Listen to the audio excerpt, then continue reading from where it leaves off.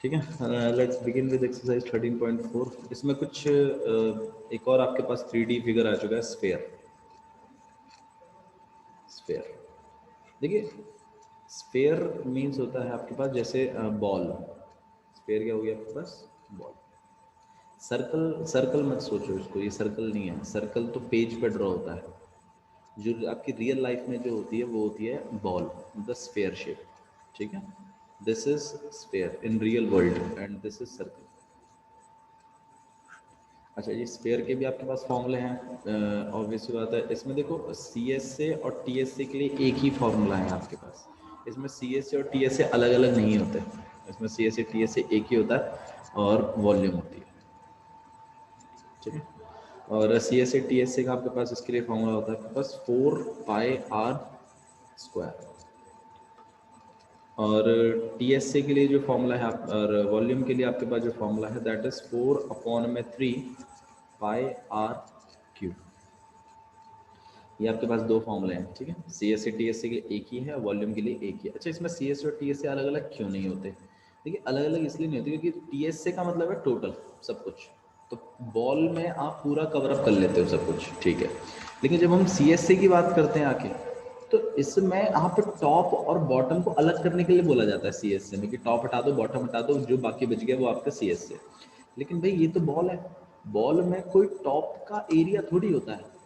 आप देखो ना, एक बॉल में आप ये थोड़ी बता सकते हो जस्ट बाय लुकिंग कि नहीं भाई यहाँ तक टॉप है और यहाँ तक बॉटम है। जैसे सिलेंडर में तो क्या होता था, ऐसा होता था, तो हम इसे टॉप बता देते थे, इसे बॉटम है। लेकिन अगर आप अगर कोई बॉल है तो आप ये थोड़ी बता सकते हो कि भाई नहीं यहाँ तक तो आपका टॉप है और यहाँ तक सर का बॉल में हम बेस मानेंगे। ऐसा नहीं होता इसमें। तो इसीलिए इसमें सी एस सी और टी एस सी का अलग अलग फॉर्मूला नहीं है, बल्कि एक ही फॉर्मूला है आपके पास। ठीक है, अच्छा जी, नेक्स्ट चीज़ और देख लेते हैं।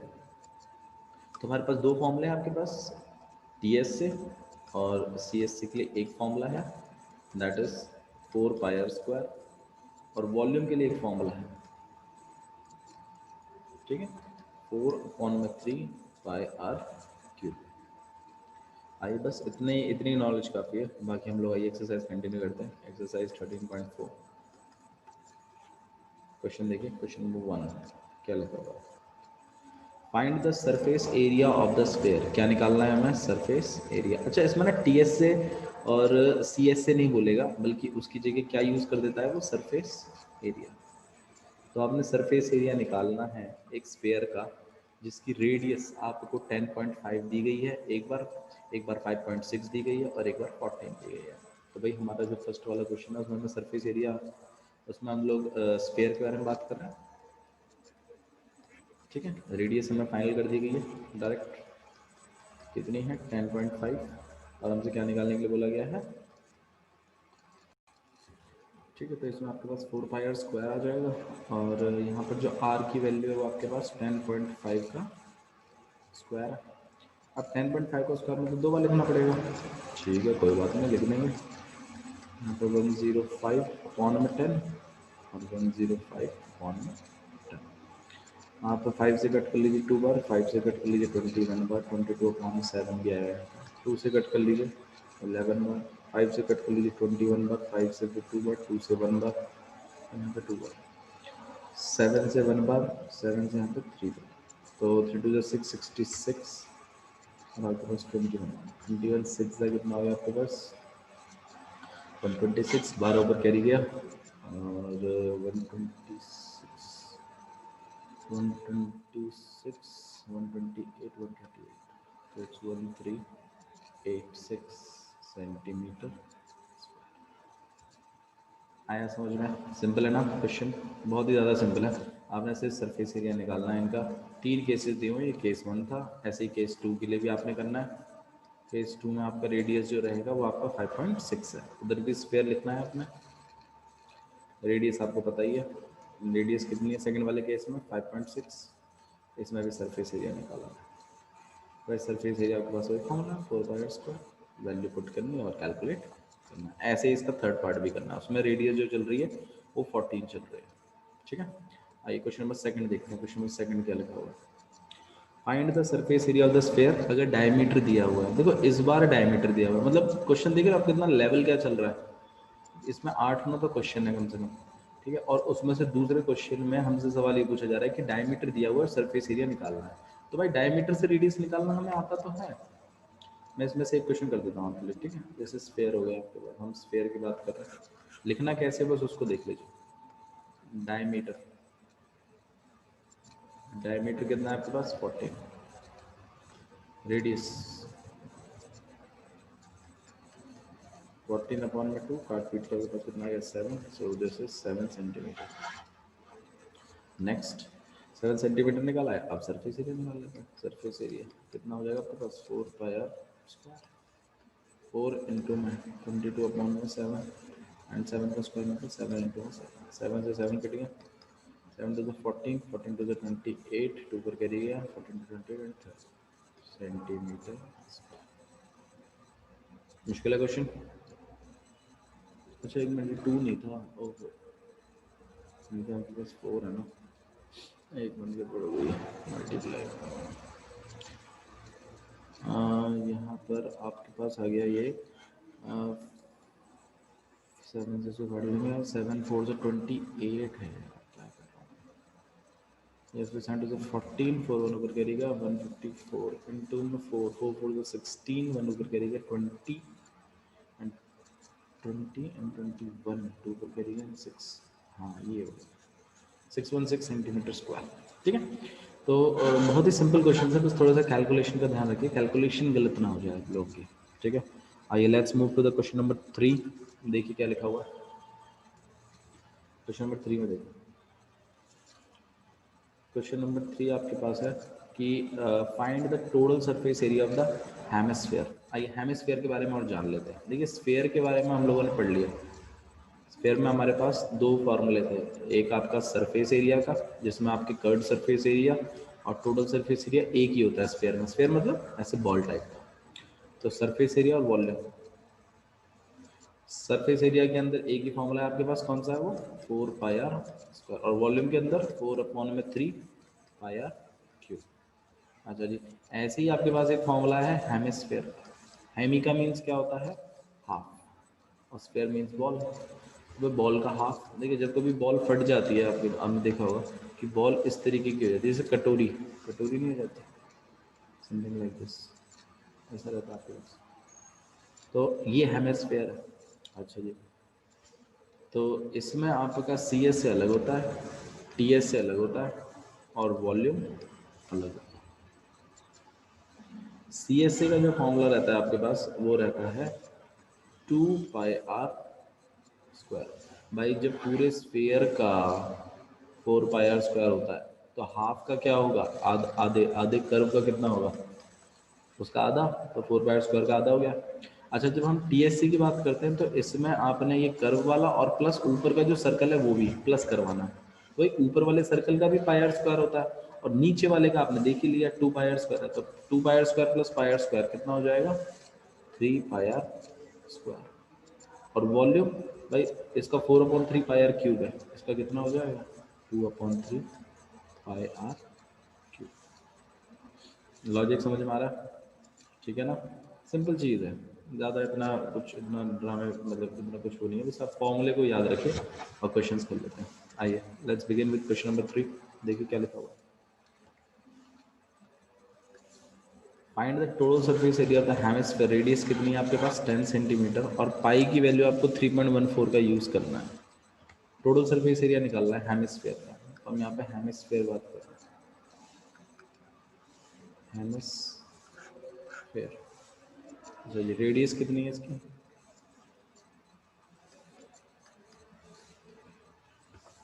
And total surface area. Hemisphere का टोटल सरफेस एरिया कितना होता है, टोटल सरफेस एरिया होता है आपके पास कितना 3 pi R square. Very nice 3 pi R square. तो 3 का 3, पाई की वैल्यू उसने बोला ये 3.14 यूज़ करनी है, और आर की वैल्यू कितनी हो जाएगी 10 का स्क्वायर। हम एक काम करते हैं, हम पॉइंट हटा लेते हैं, अपॉन में 100 आ जाएगा, 10 का स्क्वायर मतलब 100, यहाँ पे डबल से डबल चला गया, मल्टीप्लाई कर रहे हैं, 14 3 42 एंड 3 3 9, आपके पास आ जाएगा 942 सेंटीमीटर स्क्वायर। कितना मुश्किल क्वेश्चन था ये? बिल्कुल भी नहीं। ठीक है, क्वेश्चन नंबर 4 देखिए क्या लिखा हुआ। सिंपल है ना क्वेश्चन इसके? ठीक है, तो इसी तरीके से सिंपल क्वेश्चन है, बस आपने थोड़ा सा अपना प्रेजेंस ऑफ माइंड बनाए रखना है। ठीक है, क्वेश्चन नंबर 4 एक बार रीड कर लो, उसके बाद फिर हम आगे बढ़ाते हैं इसमें। क्वेश्चन नंबर 4 देखो क्या लिखा हुआ।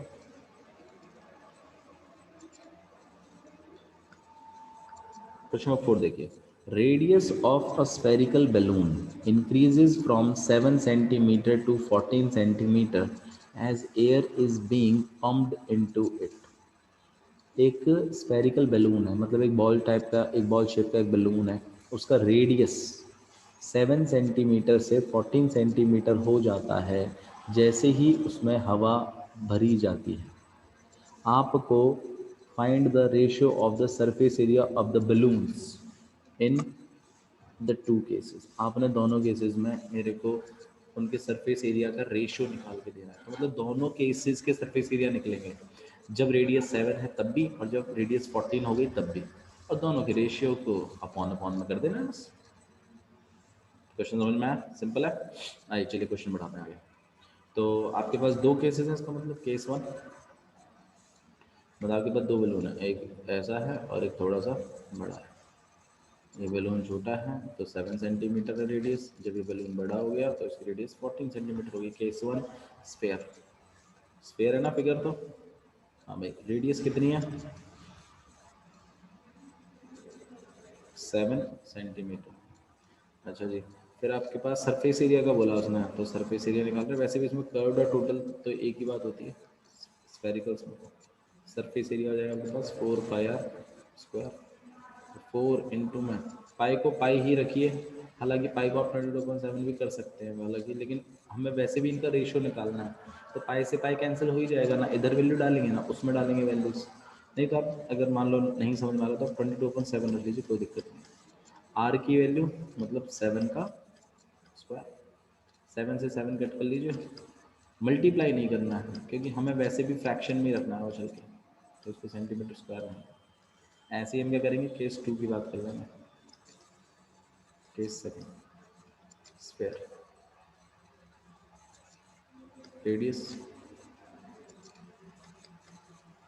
14 सेंटीमीटर, सरफेस एरिया,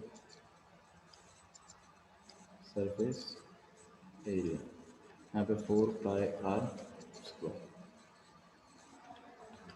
4 इंटू में 22/7 और आर का स्क्वायर मतलब 14 इंटू में 14, 7 7 बार, यहाँ पे 2 बार, बाकी तो और कुछ कट नहीं रहा, इसको ऐसे रख लीजिए जैसा है ये।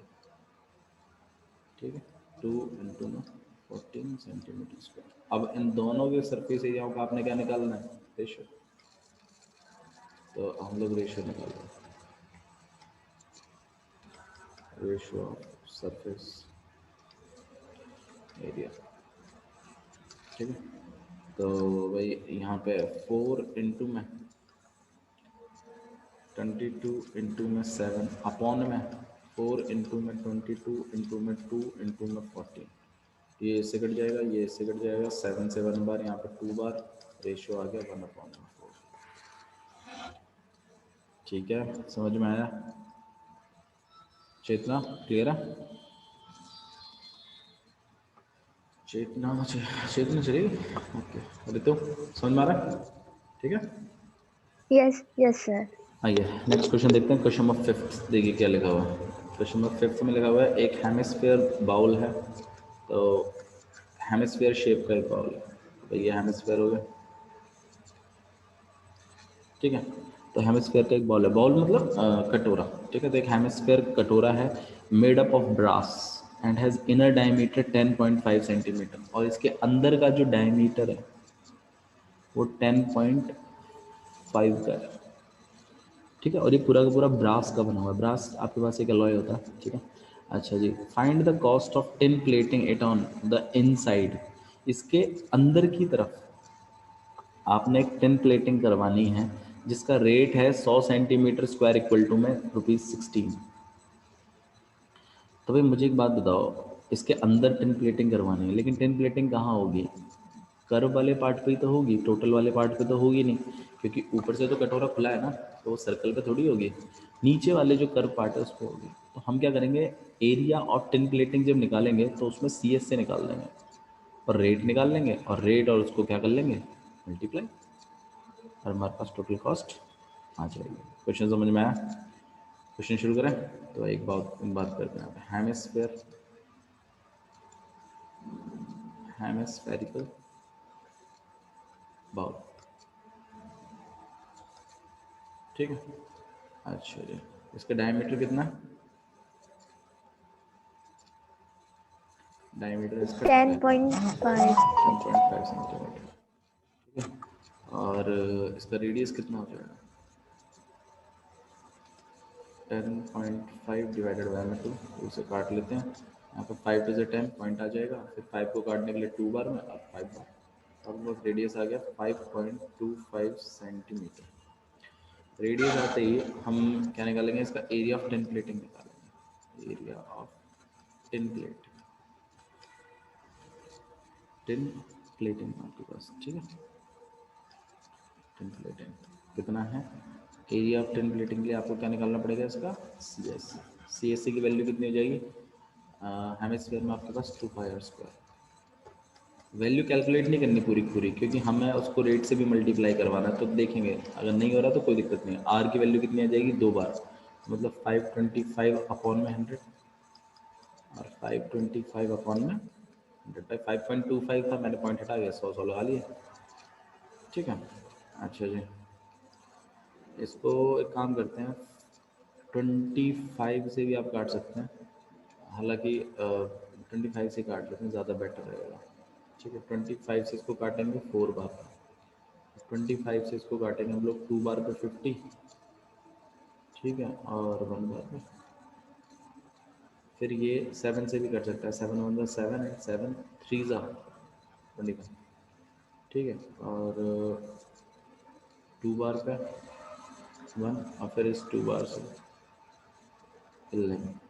बाकी काटने को तो हम और काट सकते हैं, लेकिन हम अपने 100 को नहीं बिगाड़ेंगे, क्योंकि 100 पूरा नहीं कटेगा, तो हम इसको ऐसे ही रख लेते हैं। हमारे पास है 11 इंटू में 3 इंटू में 525 और अपॉन में 100, ये आपके पास एरिया ऑफ टिन प्लेटिंग है। अच्छा जी, cost of 100 metre square tin plating, 100 centimetre square है, 100 सेंटीमीटर स्क्वायर टिन प्लेटिंग के लिए कितना रुपया देना पड़ता है? 16 रुपीज़। अच्छा जी, 1 सेंटीमीटर स्क्वायर टिन प्लेट के लिए क्या देना पड़ेगा? 16 अपॉन में 100। अच्छा जी, अब आप मुझे बताइए टोटल कॉस्ट कितना लग जाएगा? Total cost equal to 16 upon में 100 मल्टीप्लाइड में 11 इंटू में 3 इंटू 525 अपॉन में 100। मैं देखो इसको काट लेते हैं, 5 से 21 बार पे, नहीं लगता काट के कुछ फ़ायदा होगा नहीं, ये बिगड़ेगा, लेकिन 20 आएगा, फिर आप इसको 5 से काट लोगे, फिर 4 से काट लोगे, फिर 5 आ जाएगा, फिर 5 से डिवाइड करना, मैं तो अच्छा नहीं, सही नहीं लगा। एक काम करते हैं, मल्टीप्लाई कर लेते हैं। यहाँ पे 33, 16 3 ज़ा 48, 16 3 ज़ा 48, 48 एंड 52, और 525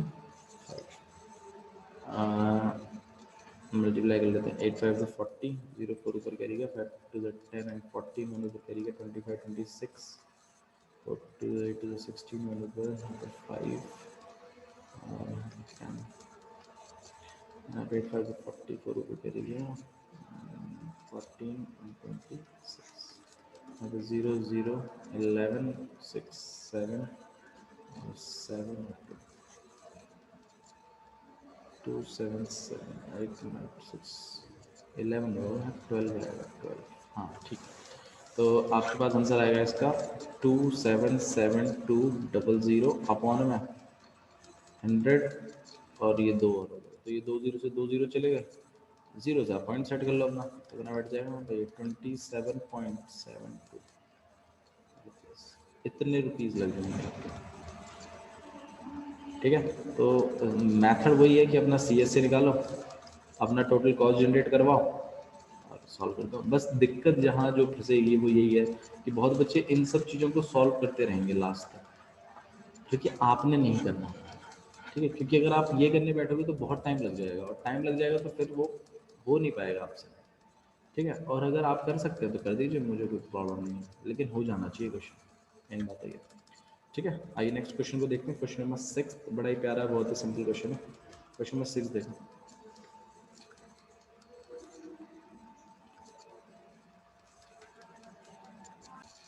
हाँ चलिए क्वेश्चन नंबर 6 देख लेते हैं। क्वेश्चन नंबर 6 क्या लिखा हुआ कि find the radius of the sphere whose surface area is 154। तो मैं क्वेश्चन लिख लेता हूँ। ठीक है, find the radius of sphere whose surface area is 154 centimetre square. आपने रेडियस ऑफ द स्फीयर बताना है जिसका सरफेस एरिया 154 सेंटीमीटर स्क्वायर है। तो भाई अगर सरफेस एरिया अगर आपको पता ही है, इस सरफेस एरिया 154 है, तो सरफेस एरिया का फॉर्मूला लगाने में क्या प्रॉब्लम है? सरफेस एरिया का फॉर्मूला क्या होता है? 4 पाई आर स्क्वायर। ये पता है, ये पता है, ये पता है, इसको निकाल लेंगे और रेडियस निकलते यही पूछा है आपसे क्वेश्चन। सिंपल क्वेश्चन, बहुत ही सिंपल डाल दिया। यहाँ पे 154 रख दो, 4 का 4, आर की जगह आर स्क्वायर ही चलने दो। चीज़ों को उधर भेजिए, इसको नीचे भेजिए। यहाँ पे 154 इंटू में 7 अपॉन में 4 इंटू में 22, और मैंने अपने आर स्क्वायर को अकेला कर दिया। अच्छा जी, देखो आप कट कर सकते हैं। 11 से 2 बार पे, 11 से 1 और 4 बार पे, फिर 2 से 1 बार पे, यहाँ पे 7 बार पे, तो आपके पास आ गया 7 अपॉन में 4 और आर का स्क्वायर।